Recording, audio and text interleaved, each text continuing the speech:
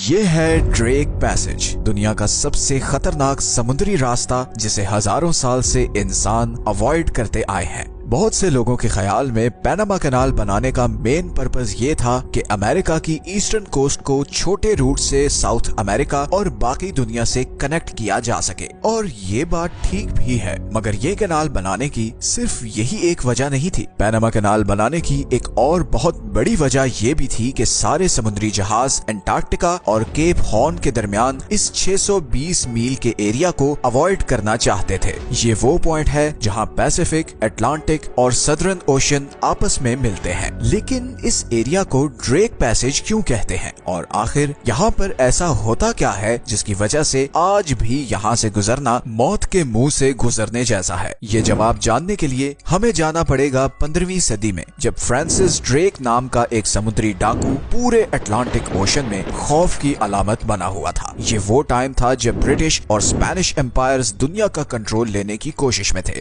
Francis कोई आम pirate नहीं था, बल्कि उसे ब्रिटिश एम्पायर की डायरेक्ट सपोर्ट हासिल थी, और इसी सपोर्ट पर वो ब्रिटिश एम्पायर के लिए अफ्रीकन शहरों पर अटैक करता, उन्हें लूटता और उनके लोगों को गुलाम बनाकर ब्रिटेन ले जाता। ब्रिटिश एम्पायर फ्रांसिस से बहुत खुश थी और इसीलिए उसने फैसला किया कि साउथ अमेरिका में स्पेनिश एम्पायर के कंट्रोल को तोड़ने के लिए फ्रांसिस को भेजा जाए। प्लान ये था कि फ्रांसिस साउथ अमेरिका की ईस्टर्न कोस्ट लाइन पर मौजूद शहरों और गाँव को कनकर करता हुआ स्ट्रेट ऑफ मैगेलन में घुसेगा और फिर साउथ अमेरिका की वेस्टर्न कोस्ट लाइन पर मौजूद विलेजेस को अटैक करके ब्रिटिश कंट्रोल में शामिल करता जाएगा। इस दौरान वो जितने भी शहरों को लूटना चाहे लूट सकता है। ब्रिटिश एम्पायर का सिर्फ इंटरेस्ट ये था कि साउथ अमेरिका की सारी कोस्ट लाइन ब्रिटिश के कंट्रोल में आ जाए। ड्रेक दिसंबर 1577 में 200 लोगों के साथ 5 शिप्स पर इस सफर पर निकला। अप्रैल में वो अर्जेंटीना तक पहुंचा ही था कि उसके लोगों में फूट पड़ गई और ड्रेक ने ये फूट डालने वाले अपने तकरीबन 40 साथियों को अर्जेंटीना में फांसी दे दी और अपनी 2 शिप्स को वहीं छोड़ के बाकी 3 शिप्स पर अपना सफर फिर से कंटिन्यू किया। वो ये स्ट्रेट क्रॉस करके पैसिफिक ओशन में पहुंचा ही था कि जबरदस्त तूफान आ गया और ये तीनों शिप्स एक दूसरे से बिछड़ गईं। एक शिप के लोगों ने समझा कि शायद ड्रेक मर गया है और वो वापस इंग्लैंड चले गए। दूसरी शिप तूफान में बिछड़कर ड्रेक पैसेज में आई और यहाँ पर गायब हो गई। ड्रेक इसी शिप का पीछा करते हुए ड्रेक पैसेज के किनारे तक आया, मगर यहाँ पर समुद्र के तेवर देखकर वो समझ गया कि आगे जाने का मतलब सिर्फ मौत है। उस जमाने में कोई नहीं जानता था कि इस पॉइंट से आगे क्या है, क्योंकि उस वक्त आज की तरह का वर्ल्ड मैप नहीं बनाया गया था। ड्रेक ने अपनी शिप वापस मोड़ी और दोबारा साउथ अमेरिका की वेस्टर्न कोस्ट की तरफ बढ़ गया और फिर वेस्टर्न कोस्ट लाइन पर लूट मार करके सैन फ्रांसिस्को जाकर रुका। वो दोबारा ब्रिटेन वापस नहीं जा सका क्योंकि वो डर गया था कि अगर वापस जाते हुए वो फिर गलती से इस एरिया में फंस गया तो शायद जिंदा ना बच सके। इसीलिए इस एरिया का नाम ड्रेक पैसेज रखा गया, क्योंकि समुद्र के इस हिस्से में उससे पहले कोई और शिप लेकर नहीं आया था, या आया भी हो तो वो शायद जिंदा नहीं बचा था कि वापस जाकर किसी को कुछ बता सके। ड्रेक ने अपने करीबी साथियों को बताया था कि उसे लगता है कि समंदर के उस पार शायद कोई दूसरी दुनिया है या कोई ऐसा जजीरा है जहाँ पर इससे पहले कोई नहीं जा सका। ड्रेक असल में जिसे आइलैंड समझ रहा था वो अंटार्कटिका था। हजारों साल से इंसानों का मानना था कि यहाँ पर कोई कॉन्टिनेंट जरूर है। एंशिएंट ग्रीक्स इसे टेरा ऑस्ट्रेलिस इनकॉग्निटा मतलब द अननोन सदर्न लैंड कहते थे, लेकिन किसी ने भी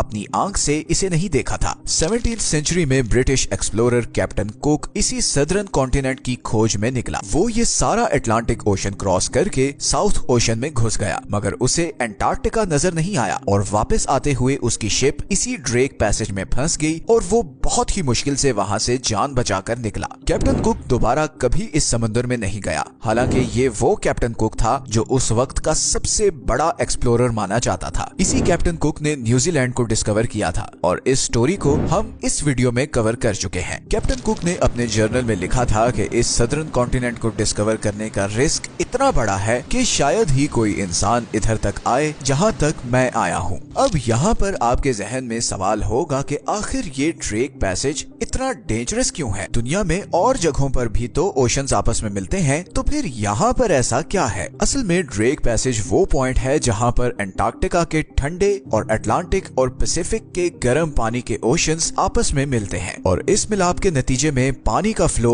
200 मिलियन क्यूबिक यार्ड्स पर सेकंड हो जाता है। ये फ्लो कितना होता है इसे इस एग्जांपल से समझें कि अमेज़न रिवर दुनिया का सबसे पावरफुल दरिया है और उसका फ्लो ड्रेक पैसेज के फ्लो से 600 टाइम्स कम है। इस तेज फ्लो की वजह से यहाँ समुद्र की लहरें 60 से 80 फीट तक चली जाती हैं, जो किसी भी समुद्री जहाज के लिए बहुत खतरनाक है। गर्म और ठंडे पानी के मिलाप से इस एरिया में बहुत से साइक्लोन्स भी आते हैं और फिर एंटार्क्टिका से आने वाले पानी की वजह से यहाँ का टेम्परेचर -5 डिग्रीज तक गिर जाता है। और फिर ये पॉइंट दुनिया के रिमोट तरीन एरियाज में से है। नीचे एंटार्क्टिका है जहाँ कोई रहता नहीं और ऊपर खतरनाक समुद्र है। तो अगर आपकी शिप को यहाँ कोई हादसा हो जाए तो इसका मतलब है कि you are on your own. इन्हीं खतरात को देखते हुए 17वीं सदी में कैप्टन कुक ने दुनिया को वार्न किया कि सदर्न कॉन्टिनेंट को डिस्कवर करने का ख्याल जहन से निकाल दो, मगर इंसान की फितरत है कि उसे जिस चीज से खबरदार किया जाए वो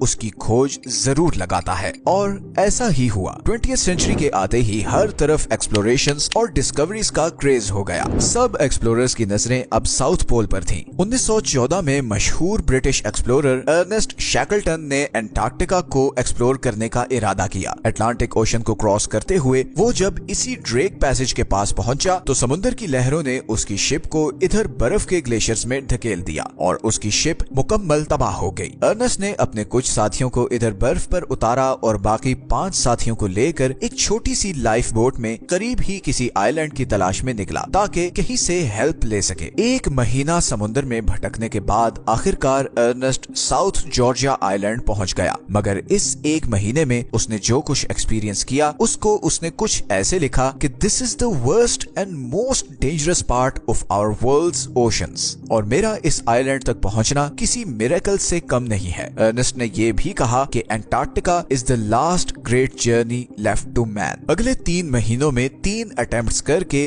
अर्नेस्ट के बाकी साथियों को बचा लिया गया और मिरेक्युलसली इस पूरे एक्सपीडिशन में कोई भी आदमी जान से नहीं गया। इसी तरह अप्रैल 2012 में एक ब्राजीलियन बिजनेसमैन ज्वाओ लारा अपनी लग्जरी क्रूज शिप पर 4 लोगों के साथ एक डॉक्यूमेंट्री फिल्म करने के लिए यहाँ से गुजर रहा था कि अचानक यहाँ तूफान आ गया और 100 फीट ऊंची लहरों ने इस शिप को उठाकर एंटार्क्टिका की बर्फ में फेंक दिया। लकीली शिप का रेडियो काम कर रहा था और उन्होंने फौरन चिली को रेस्क्यू अपील भेजी, मगर मौसम इतना खराब था कि चिली की रेस्क्यू टीम को यहाँ पहुँचते पहुँचते 4 दिन लग गए और बड़ी ही मुश्किल से सबको बचाया गया। पिछले 10 सालों में यहाँ ऐसे बहुत से वाकयात हो चुके हैं। गो के अब मॉडर्न समुद्री जहाजों के आने से पुराने वक्तों जैसे एक्सीडेंट्स कम हो गए हैं, मगर अभी भी सारे समुद्री जहाज यहाँ से गुजरने से कतराते हैं और वो ड्रेक पैसेज के बजाय स्ट्रेट ऑफ मैगेलन के तंग रास्ते से गुजरना ज्यादा प्रेफर करते हैं। हालांकि स्ट्रेट ऑफ मैगेलन में भी मौसम बहुत अनप्रिडिक्टेबल होता है। कभी फॉग आ जाती है, कभी तेज हवाएं चलने लगती हैं और मौसम बहुत ठंडा हो जाता है, मगर स्टिल ड्रेक पैसेज के मुकाबले में ये रूट फिर भी सेफ है। पैनामा कनाल के आने से पहले सारी कमर्शियल शिप्स इस रूट से वेस्टर्न साउथ अमेरिका और नॉर्थ अमेरिका जाती थी। फिर पैनामा कनाल के आने के बाद ये रूट तकरीबन वीरान हो गया है, लेकिन एक बार फिर इस रूट पर समुद्री जहाजों की भीड़ लगने वाली है क्योंकि पैनामा कनाल खतरे में है। पैनामा कनाल के फ्यूचर को किस चीज ने खतरे में डाला है, इस पर हमने ये वीडियो बनाई है। ड्रेक पैसेज हमारी दुनिया के नो गो एरियाज में से एक है,